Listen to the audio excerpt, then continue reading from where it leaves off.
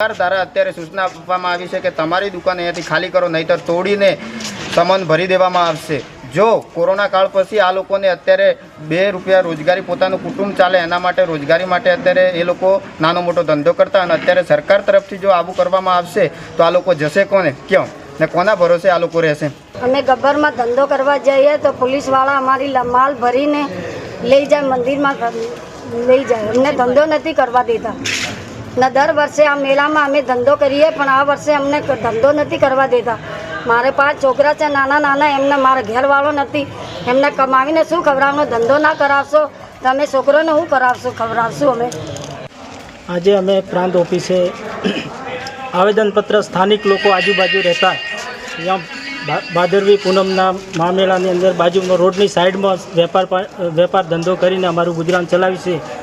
આ ટાઈમે આ વખતે તંત્રએ અમને હટાવી દેવામાં સૂચના આપી છે, તો અમારે ગરીબ લોકોનું શું થશે? અમારી તમામ માહિતીથી અપડેટ રહેવા માટે જોડાયેલા રહો S9 ન્યૂઝ સાથે।